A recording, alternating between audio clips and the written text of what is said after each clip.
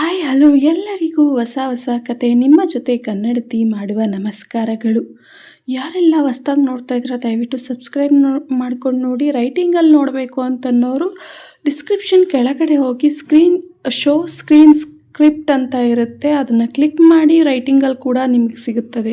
ಋಣಾನುಬಂಧ 16. ರಾಮೇಗೌಡರು ಶಾಲಿನಿ ಅಳಿಯಂದರೆ ನೀವು ಮತ್ತೊಮ್ಮೆ ಪುರೋಹಿತರ ಕಾಲಿಗೆ ಬಿದ್ದು ಆಶೀರ್ವಾದ ತೆಗೆದುಕೊಂಡು ಇಬ್ಬರು ಒಟ್ಟಿಗೆ ಲಗ್ನ ಪತ್ರಿಕೆ ತೆಗೆದುಕೊಳ್ಳಿ. ಪುರೋಹಿತರು ಇದನ್ನು ತೆಗೆದುಕೊಂಡು ನಿಮ್ಮ ಮನೆ ದೇವರಿಗೆ ಹೋಗಿ ಪೂಜೆ ಮಾಡಿಸಿ, ಆದರೆ ಕುಟುಂಬ ಸಮೇತವಾಗಿ ಹೋಗಿ ಬನ್ನಿ. ಯಾರೂ ಕೂಡ ಮಿಸ್ ಆಗಬೇಡಿ. ಪೂಜೆ ಆದ ನಂತರ ಇನ್ವಿಟೇಷನ್ಗೆ ಪ್ರಿಂಟ್ ಕೊಡಿ. ರಾಮೇಗೌಡರು ಆಯಿತು ಪುರೋಹಿತರೆ, ಇವತ್ತೇ ನಮ್ಮನೆ ದೇವರ ವಾರ, ಇವತ್ತೇ ಹೋಗಿದ್ದು ಬರ್ತೀವಿ. ಅದು ಏನು ಹೇಳ್ತೀರಾ ಬೀಗ್ರೆ? ನಾವೇನು ಹೇಳೋದು, ಹೇಗಿದ್ರೂ ಬಂದಿದ್ದೀವಲ್ಲ, ಅದನ್ನು ಮುಗಿಸ್ಕೊಂಡೇ ಹೋಗೋಣ. ಏನಂತೀಯ ಸುಲೋಚನ? ನಾನೇನು ಹೇಳಲಿ, ನೀವು ಹೇಗೆ ಹೇಳ್ತೀರೋ ಹಾಗೆ. ಅನುರಾಧ, ಇವಾಗ ಮನೆಗೆ ಹೋಗಿ ಬೇಗ ಬೇಗ ಎಲ್ಲ ವಸ್ತುಗಳನ್ನು ಹಾಕ್ಕೊಳ್ತೀನಿ. ನೀವು ಹಾಗೆ ಎಳನೀರು ತಗೊಬನ್ನಿ, ದೇವರ ಅಭಿಷೇಕ, ಹಾಗೆ ಬೆಳಗ್ಗೆ ಕರೆದಿದ್ದ ಹಾಲು ಕೂಡ ಇದೆ, ತಗೋತೀನಿ. ಶಾಲಿನಿ, ನೀನು ಹೋಗಿ ಸೀರೆ ಹಾಕೋಮ್ಮ.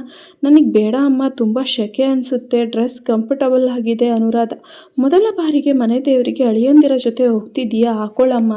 ಸರಿಯಮ್ಮ ಎಂದು ಎಲ್ಲರೂ ಮತ್ತೊಮ್ಮೆ ಮುಖ ತೊಳೆದು ರೆಡಿಯಾಗಿ ಹೊರಡ್ತಾರೆ. ಶ್ರುತಿಗೆ ಹೋಗುವ ದಾರಿಯಲ್ಲಿ ವಾಮಿಟಿಂಗ್ ಶುರುವಾಗುತ್ತದೆ.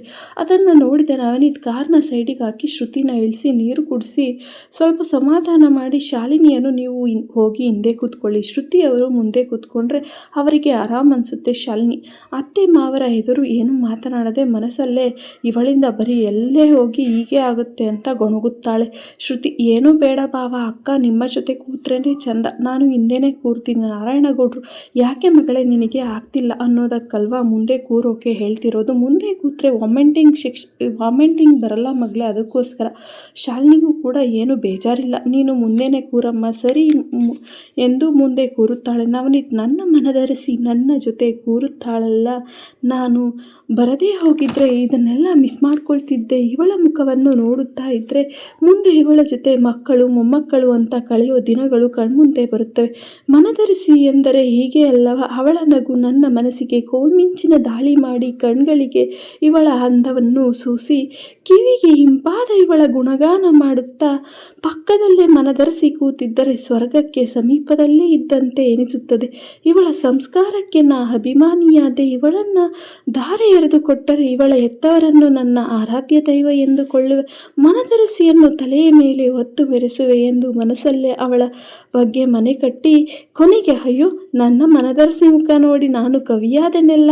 ರಾಮೇಗೌಡರು, ಇಲ್ಲೇ ಮುಂದೆ ಹೋಗಿ ಎಡಕ್ಕೆ ತಿರುಗಿಕೊಂಡ್ರೆ ನೇರವಾಗಿ ಹೋದರೆ ನಮ್ಮ ಮನೆ ದೇವರು ಲಕ್ಷ್ಮೀದೇವಿ ದೇವಸ್ಥಾನಕ್ಕೆ ತಲುಪುತ್ತದೆ.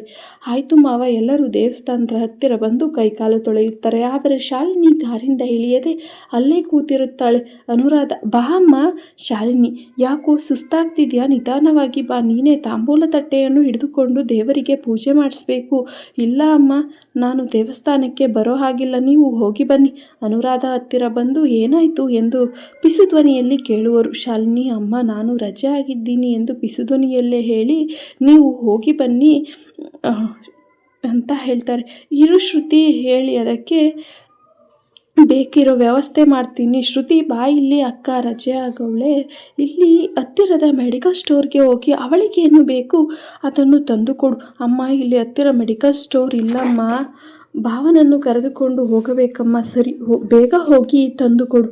ಭಾವ ಬನ್ನಿ, ಇಲ್ಲೇ ಹೊರಗಡೆ ಹೋಗಿ ಬರೋಣ. ನವನೀತ್, ನಡೀರಿ ಮನದರಸಿ. ಶ್ರುತಿ, ಏನಂದ್ರಿ ಭಾವ? ಅಯ್ಯೋ ಏನಿಲ್ಲ ಶ್ರುತಿ, ನಾದ್ನಿ ಅನ್ನೋಕೆ ಬಾಯಿ ಹೊರಳುಬಿಡ್ತು, ನೀವು ಗಾಡಿ ಹತ್ತಿ ಎಲ್ಲೋ ಹೋಗಬೇಕು ಅಂದ್ರಲ್ಲ, ನಡೀರಿ. ಶ್ರುತಿ ಸರಿ ಎಂದು ಹೋಗಿ ಶಾಲಿನಿಗೆ ಬೇಕಿರುವ ವಸ್ತುಗಳನ್ನು ತಂದುಕೊಟ್ಟು ದೇವಸ್ಥಾನಕ್ಕೆ ಹೋಗುತ್ತಾರೆ. ಅನುರಾಧ, ಮಗಳೇ ಈ ತಾಂಬೂಲ ತಟ್ಟೆನ ನೀನೇ ದೇವರಿಗೆ ಕೊಡಮ್ಮ ಎಲ್ಲರೂ ಅಂತ ಹೇಳ್ತಾರೆ. ಅಮ್ಮ, ಎಲ್ಲರೂ ಕುಟುಂಬ ಸಮೇತ ಒಟ್ಟಿಗೆ ಪೂಜೆಗೆ ಕೊಡೋಣ ಬನ್ನಿ ಎಂದು ಒಟ್ಟಿಗೆ ಪೂಜೆ ಮಾಡಿಸಿಕೊಂಡು ಬರುತ್ತಾರೆ. ಆದರೆ ಸುಲೋಚನ ಮನಸ್ಸಲ್ಲಿ ಏನಿದು ಈ ರೀತಿ ಆಯ್ತಲ್ಲ, ಇಂಥ ಇಂಥ ಒಳ್ಳೆಯ ದಿನ ಇದ್ದಾಗ ಈ ರೀತಿ ಆಗ್ತಲ್ಲ, ಮೊದಲೇ ಹೇಳಿದರೆ ಇನ್ನೊಂದು ದಿವಸ ಇಟ್ಕೊಳ್ಬೋದಿತ್ತಲ್ಲ, ಇವಾಗ ಹೇಳ್ತಾ ಇದ್ದಾಳೆ. ಇವಳೇನು ಚಿಕ್ಕವಳ, ಇನ್ನೂ ಒಳ್ಳೆ ಚಿಕ್ಕ ಮಕ್ಕಳ ಥರ ಆಡ್ತಾಳೆ, ಇವಳಿಗಿಂತ ಶ್ರುತಿ ತುಂಬ ಮೆಚೂರ್ಡಾಗಿ ನಡೆದುಕೊಳ್ಳುತ್ತಾಳೆ ಅಂತ ಮನಸ್ಸಲ್ಲೇ ಶಾಲಿನಿ ಅವರ ಮನೆಗೆ ತಕ್ಕ ಸೊಸೆನಾ ಅಲ್ವಾ ಅನುಮಾನ ಸುಲೋಚನಳ ಕಾಡುತ್ತದೆ. ಸರಿ ಅನುರಾಧ ಅವರೇ, ನಾವು ನಮ್ಮ ಮನೆ ದೇವರಿಗೆ ಇನ್ನೊಂದು ದಿವಸ ಹೋಗೋಣ ಬನ್ನಿ, ನಿಮ್ಮನ್ನು ಡ್ರಾಪ್ ಮಾಡಿ ನಾವು ಬೆಂಗಳೂರಿಗೆ ಹೋಗಬೇಕು. ನಾರಾಯಣಗೌಡರು, ತುಂಬ ಲೇಟ್ ಆಗಿದೆ, ಹೋಗ್ತಾ ದಾರಿಯಲ್ಲಿ ಎಲ್ಲಾದರೂ ರೆಸ್ಟೋರೆಂಟ್ ಸಿಕ್ಕಿದ್ರೆ ನಿಲ್ಲಿಸು. ಸರಿಯಪ್ಪ ಆಯಿತು. ರಾಮೇಗೌಡರು, ಯಾಕೆ ಬೀಗರೆ ಹೋಟೆಲಲ್ಲಿ ಊಟ, ಮನೆಗೆ ಹೋದರೆ 5 ನಿಮಿಷದಲ್ಲಿ ಅನುರಾಧ ಬಿಸಿ ಬಿಸಿಯಾಗಿ ಅಡುಗೆ ಮಾಡ್ತಾರೆ. ಯಾಕೆ ಬೀಗ್ರೆ, ಅವರು ನಮ್ಮ ಥರ ಜರ್ನಿ ಮಾಡಿ ಸುಸ್ತಾಗಿದ್ದಾರೆ, ಇವತ್ತಾದರೂ ಒಂದು ದಿವಸ ರೆಸ್ಟ್ ಮಾಡಲಿ. ಹೆಣ್ಮಕ್ಳಿಗೆ ಅಡುಗೆ ಮನೆಯಿಂದ ಯಾವತ್ತೂ ರಜೆನೇ ಸಿಗೋದಿಲ್ಲ, ಅವರಿಗೂ ಕೂಡ ಒಂದು ದಿವಸ ಆದರೂ ಅಡುಗೆ ಮನೆಯಿಂದ ರೆಸ್ಟ್ ಮಾಡಿ ಆರಾಮಾಗಿ ಇರಬೇಕು ಅನಿಸುತ್ತೆ ಅಲ್ವಾ. ಯಾವಾಗಲೂ ಅದೇ ಅಡುಗೆ ಮನೆನ ನೋಡಿ ಬೋರ್ ಆಗುತ್ತೆ ಅಲ್ವಾ ನವನೀತ್. ಅಷ್ಟೊತ್ತಿಗೆ ರೆಸ್ಟೋರೆಂಟ್ ಹತ್ತಿರ ಗಾಡಿನ ಸ್ಟಾಪ್ ಮಾಡಿ, ಬನ್ನಿ ಇವತ್ತು ಎಲ್ಲರಿಗೂ ಏನೇನು ಬೇಕೋ ಆರ್ಡರ್ ಮಾಡಿ ತಿನ್ನಿ. ಸುಲೋಚನಾ, ಶ್ರುತಿ ಬಾಮ್ಮ ಇಲ್ಲಿ, ನಿಮ್ಮ ಅಕ್ಕ ಶಾಲಿನಿಗೆ ಇಲ್ಲೇ ಅವಳಿಗೆ ಏನು ಬೇಕೋ ತಂದು ಕೊಡು. ಅವಳಿಗೆ ಈ ಟೈಮ್ನಲ್ಲಿ ಒಳಗಡೆ ಎಲ್ಲರ ಜೊತೆ ಇರೋಕ್ಕೆ ಮುಜುಗರ ಆಗುತ್ತೆ. ಸರಿ ಅಮ್ಮ, ನಾನು ಅವಳ ಜೊತೆನೇ ಇರ್ತೀನಿ, ನೀವು ಹೋಗಿ. ನವನೀತ್, ನೀವಿಬ್ಬರು ಇಲ್ಲೇ ಇರಿ, ನಾನೇ ಹೋಗಿ ಊಟ ತೆಗೆದುಕೊಂಡು ಬರ್ತೀನಿ. ಶಾಲಿನಿ ಸಿಟ್ಟಲ್ಲಿ. ನವನೀತ್ ಹೋದ ತಕ್ಷಣ, ನೀನು ಯಾಕೆ ಉಳ್ಕೊಂಡೆ, ನೀನು ಹೋಗ್ಬೇಕಲ್ವಾ, ಇಲ್ಲಿ ಉಳ್ಕೊಂಡು ಎಲ್ಲರ ಮುಂದೆ ಬಹಳ ಒಳ್ಳೆಯವಳು ಅಂತ ಬಿಲ್ಡಪ್ ಕೊಡೋಕ, ಹಾಗಂತ ನಿನ್ನ ಎಲ್ಲರೂ ಒಳ್ಳೆಯವರು ಅಂತ ಅಂದ್ಕೊಂಡವ್ರೆ ಅಂತ ಭ್ರಮೆಯಲ್ಲಿ ಬದುಕಬೇಡ. ನೀನು ಏನು ಅನ್ನೋದನ್ನು ಎಲ್ಲರೂ ಅರಿತವರ. ಶ್ರುತಿ, ಅಕ್ಕ ಈ ಟೈಮ್ನಲ್ಲಿ ನೀನು ಒಬ್ಬಳನ್ನೇ ಬಿಟ್ಟು ಹೋಗುವುದು ಹೇಗೆ, ನಿನಗೇನಾದರೂ ಬೇಕಿದ್ದರೆ ತಂದು ಕೊಡೋಕೆ ಅಂತ ಇಲ್ಲೇ ಇದ್ದೆ, ಅದು ಬಿಟ್ಟು ಬೇರೆ ಯಾವುದೇ ಉದ್ದೇಶಕ್ಕಲ್ಲ, ಅರ್ಥ ಮಾಡ್ಕೋ ಅಕ್ಕ. ಅಷ್ಟೊತ್ತಿಗೆ ನವನೀತ್ ಇಬ್ಬರಿಗೂ ಕೂಡ ಮಸಾಲೆ ದೋಸೆಯನ್ನು ತೆಗೆದುಕೊಂಡು ಬಂದು ತಗೊಳ್ರಿ ಅಂತ ಕೊಡ್ತಾನೆ. ಆಗ ಶಾಲಿನಿ ಇಸ್ಕೊಂಡು ತಿಂತಾ ಇರ್ತಾಳೆ. ಶ್ರುತಿ, ನೀವು ತಿನ್ನಿ ಬಾವಾ, ಹೋಗಿ ನೀವು ತಿನ್ಕೊಂಡು ಬರೋಗಿ ಅಂತ ಹೇಳ್ತಾಳೆ. ಆಗ ನವನೀತ್, ನನಗೂ ಇಲ್ಲಿಗೆ ಪಾರ್ಸಲ್ ಹೇಳಿದ್ದೀನಿ, ಸರ್ವರ್ಗೆ ಇಲ್ಲಿಗೆ ಬರೋಕ್ಕೆ ಹೇಳಿದ್ದೀನಿ, ನಿಮಗೇನಾದರೂ ಬೇಕಾ ಶಾಲಿನಿಯವರೇ, ನಿಮಗೆ ಜ್ಯೂಸ್ ಏನಾದರೂ ಬೇಕಾ, ಎಕ್ಸ್ಟ್ರಾ ಏನಾದರೂ ಬೇಕು ಅಂತಂದರೆ ಹೇಳಿ, ಸರ್ವೆಂಟ್ ಇಲ್ಲಿಗೆ ಬರ್ತಾರೆ, ಅವರಿಗೆ ನಾನು ಹೇಳ್ತೀನಿ ಅಂತ ಹೇಳ್ತಾನೆ. ಆಗ ಶಾಲಿನಿ, ನನಗೆ ಒಂದು ಸ್ಟ್ರಾಬೆರಿ ಜ್ಯೂಸ್ ಬೇಕು, ಒಂದು ಐಸ್ ಕ್ರೀಮ್ ಹೇಳಿಬಿಡಿ ಅಂತ ಹೇಳ್ತಾಳೆ. ಆಗ ನವನೀತ್ ಸರ್ವೆಂಟ್ಗೆ ಕಾಲ್ ಮಾಡಿ, ಇಲ್ಲಿಗೆ ಕಾರ್ ಪಾರ್ಕಿಂಗ್ ಹತ್ರನೇ ಒಂದು ಸ್ಟ್ರಾಬೆರಿ ಜ್ಯೂಸ್ ಐಸ್ ಕ್ರೀಮ್ ನಿಮಗೆ ಶ್ರುತಿಯವರೇ.